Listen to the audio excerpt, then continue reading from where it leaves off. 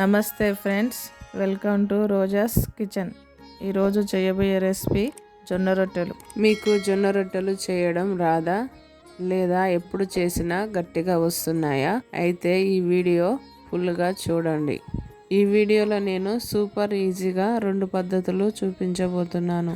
ఒకటి అసలు చేయరాని వాళ్ళు కూడా చేసుకునే మెథడ్, మరి ఒకటి నార్మల్గా చేసుకునే మెథడ్. మధ్యలో నేను సీక్రెట్ టిప్స్ చెప్పాను.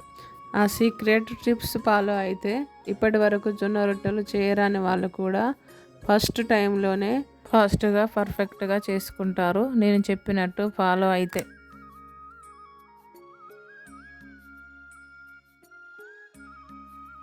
ముందుగా జొన్న రొట్టె చేస్తానికి ఒక గిన్నె తీసుకోండి, అందులో నీళ్లు తీసుకోండి. జొన్న రొట్టె ఈజీగా చేయడానికి జొన్న రొట్టె అసలు చేయరాని వాళ్ళకు ఒక చిన్న చిట్కా, అందులో ఒక చుక్క నూనె వేసుకోవాలి. ఎందుకంటే నూనె వేసుకుంటే పిండి చేతులకు అంటుకోకుండా ఉంటుంది. పిండి బాగా జిగుటగా ఉంటుంది కాబట్టి పిసుకరాదు. కొంచెం నూనె వేసుకుంటే చేతులతో బట్టి మనం పిండి బాగా పిసుకొచ్చు. నీళ్ళు బాగా మసలాలి. నీళ్ళు బాగా మసులుతున్నప్పుడు మనం గ్యాస్ బంద్ చేసుకొని మనకు కావాల్సినంత పిండి నీళ్ళని బట్టి పిండి తీసుకొని అందులో కలపాలి. ఉండలు కట్టకుండా బాగా కలపాలి. గ్యాస్ బంద్ చేసి బాగా కలుపుతూ ఉండాలి.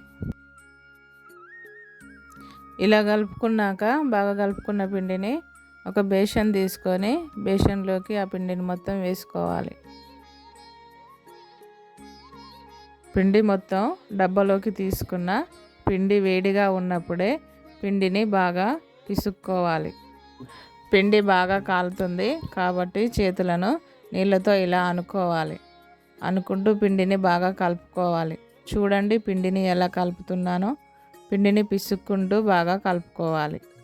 పిండిని పిసుక్కుంటున్నప్పుడు చేతులు కాలినప్పుడు నీళ్ళలో ఇలా చేతులను అనుకొని జొన్న పిండిని బాగా పిసుక్కోవాలి. జొన్న పిండి కాబట్టి బాగా కాలుతుంది. వేడిగా ఉన్నప్పుడే పిండిని బాగా కలుపుకోవాలి. ఇలాగే పిండిని పిసికినప్పుడే రొట్టె బాగా చేయడానికి వస్తుంది, లేకపోతే రొట్టె విరిగిపోతుంది. రొట్టె చేయడం రాదు.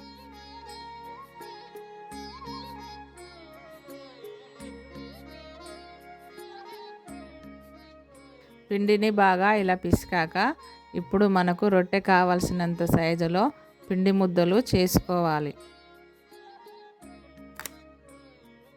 పిండి ముద్దలు చేసుకున్నాక ఇప్పుడు రొట్టె చేసుకుందాం.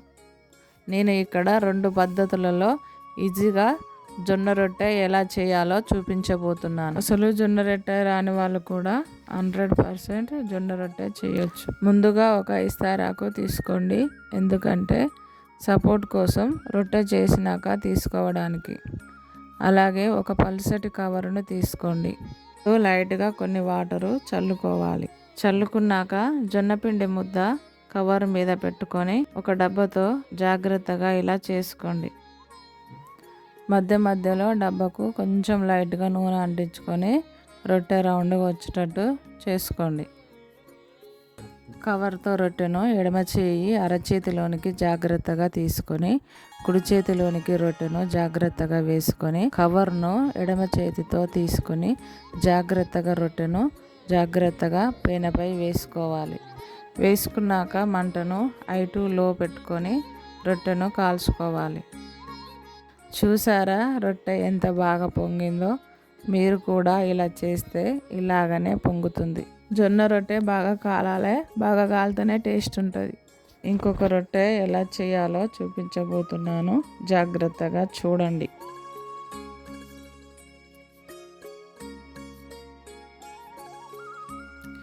పిండి ముద్దను నేను చూపిస్తున్నట్టుగా చేసుకోండి. చేసుకున్నాక డబ్బా పెట్టి స్లోగా రౌండ్గా అనుకోండి. మధ్యలో డబ్బాకు కొంచెం నూనె అంటించుకోవాలి. నూనె పెట్టుకోకుంటే రొట్టె రాదు. ఆ రొట్టె అనేది డబ్బాకు అంటుకుంటుంది. డబ్బాతో చేయడం ముందుగా కష్టంగా అనిపిస్తుంది, కానీ చేస్తూ ఉంటే డబ్బాతోనే ఈజీగా ఫాస్ట్గా అవుతుంది. మంటను హై పెట్టుకొని రొట్టెను కాల్చుకోండి. చూడండి ఈ రొట్టె కూడా బాగా పొంగింది. రొట్టె కాలినాక తీసేసుకుందాం. చూడండి జొన్న రొట్టెలు పొంగాయని అంటారు కదా, చూడండి రొట్టెలు ఎంత బాగా పొంగాయో. 2 రొట్టెలు చేస్తే 2 రొట్టెలు బాగా పొంగాయి.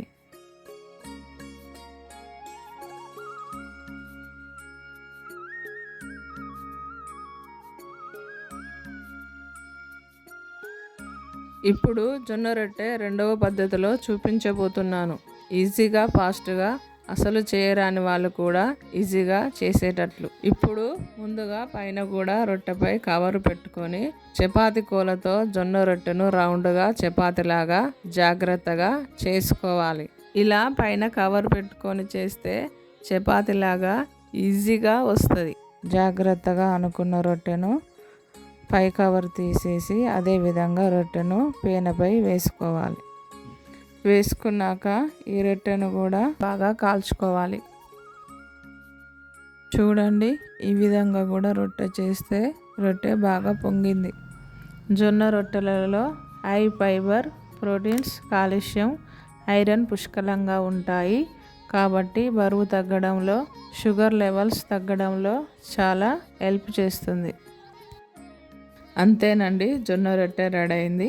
ఇలాంటి రెసిపీల కోసం మా ఛానల్ని సబ్స్క్రైబ్ చేయండి, లైక్ చేయండి, అలాగే కామెంట్స్ చేయండి.